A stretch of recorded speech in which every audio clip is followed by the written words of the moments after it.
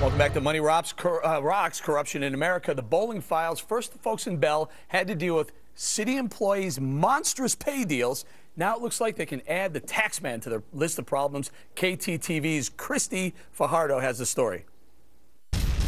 Signs reading, resign, and basta, enough, line lawns all over Bell. Longtime residents like Jesus Casas are outraged by revelations some city leaders were grossly overpaid. Now comes word homeowners were overcharged on their property taxes, and they won't be getting their money back. Upset. It's taxpayers' money, and it's just unjust. I feel like I've been cheated.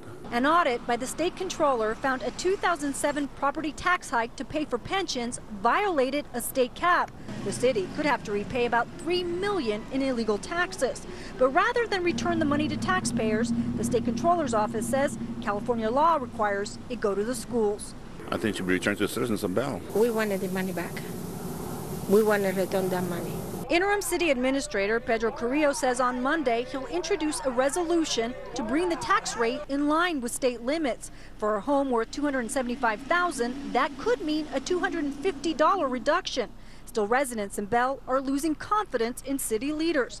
Jesus Casas, who proudly called Bell home for years, now says he worries about what headlines the next day will bring. It's endless. We want them to resign, all the city councils out, a new city government for the people and by the people. Joining me now, our Bell Association to Stop the Abuse founder Cristina Garcia, Bell, California resident Rocio Lopez, and Liberal radio host Leslie Marshall. Rocio, let me start with you. Okay, how did you feel when you found out that your small town, the people, you were paying taxes to the tune of $3 million more than you were supposed to be paying, and all for what? For nothing? Yes, that's right.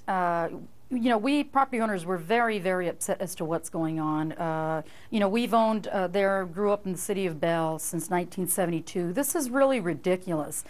We have been complaining about this issue since actually 2008.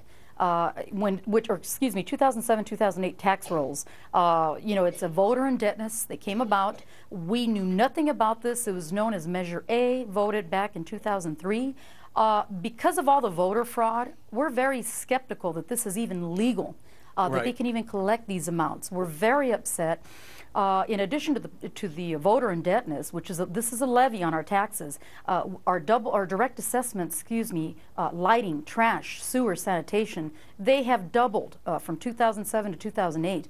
We need to stop this abuse. In addition to so Cristina, hold on, Rosie.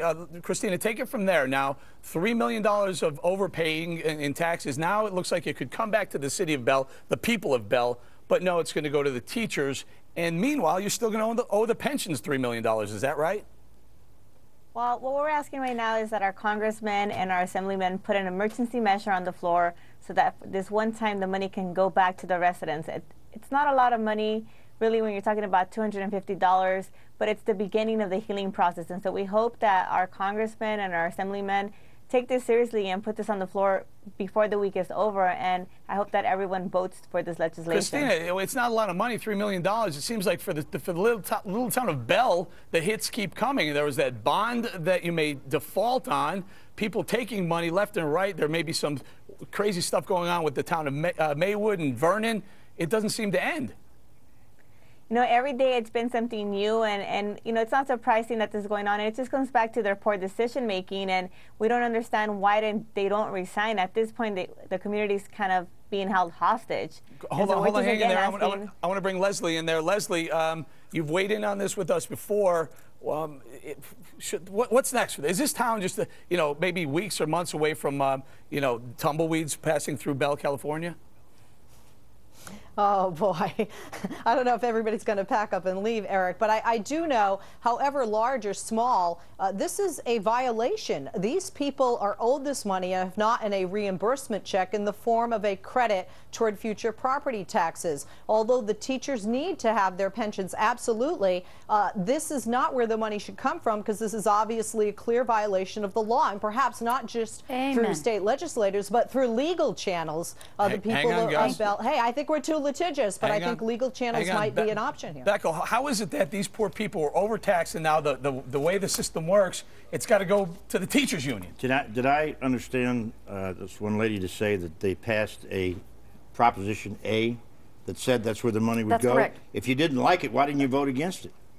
Go ahead. We didn't know about it. You didn't know about it. I mean, because that's one of the oldest. That's one of the oldest excuses for citizens in America. Yeah, We didn't know about it. This was Vote next fraud. time. Maybe you'll have a better shot Less than 1% at of the it. population came out to vote. Well, that's too bad. So you should get more people to go out and vote. I got no sympathy for you. The $3 million overcharge is not from the bond. It's just from, you know, the assessment that the city officials did themselves. Right. Well, the way we understood is are paying a lot of money. The way we understood is a pension obligation that you were overcharged for. But Andrew, get in here.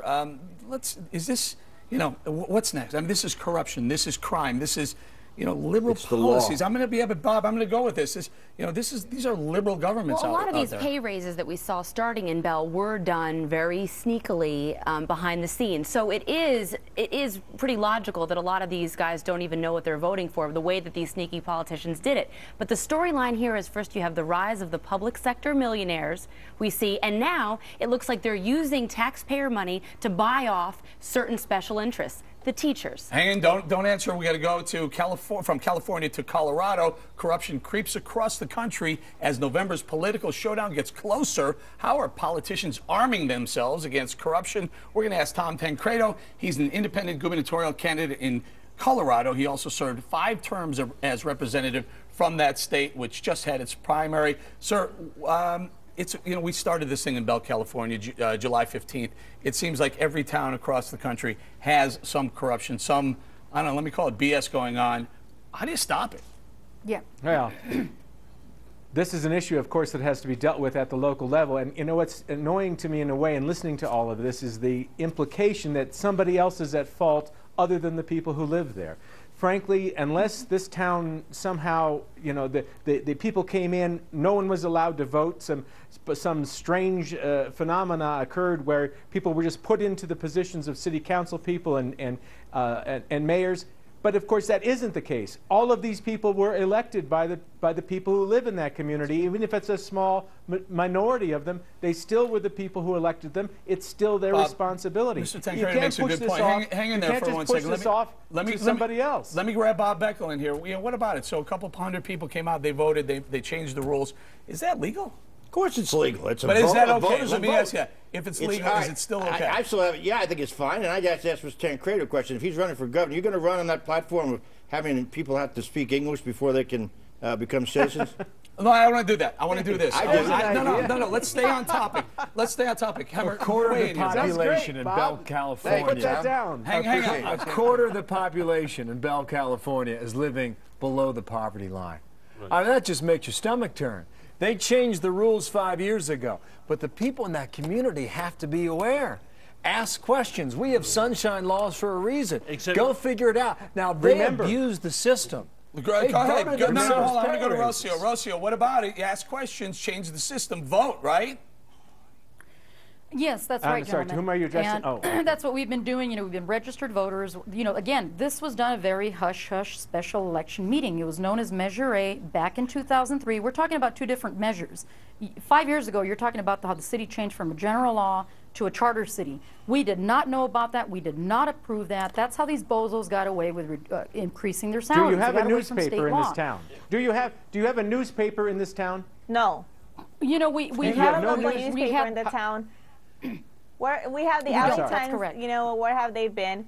You know, and let's get it clear. But there's got to be some sort of local media, whether it's radio or something. Well, you know what it is? Somebody, Mr. Tancredo, we found out clearly there wasn't a newspaper. Hang on, guys. There wasn't a newspaper. We found out there wasn't any sort of media outlet, any opportunity for us to find out. As soon as we did find out, it spread like wildfire. Leslie, what are we doing here? What should change in Bell, California?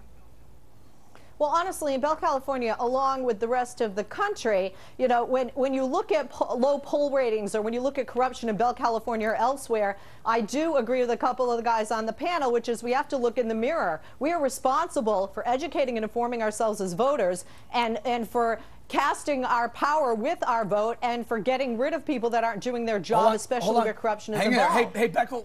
CalPERS knew about this situation in 2006, 4 years ago, Yeah. but they let this thing go on. Well, first of all, I find myself in shock that I agree with Tom Tancredo that people should pay attention. And if they don't have a newspaper, they go have radios. They do have television, I assume. I just think you cannot excuse apathy among voters. If they didn't vote, that's their problem. Even if CalPERS knew about that, one of the city managers was making $800,000 in a town of 24,000, where the average income is less than $30,000 a year. I mean, how do you change the standing of a town without somebody knowing about it? That's a problem. No doubt. I mean, we did that in Chicago.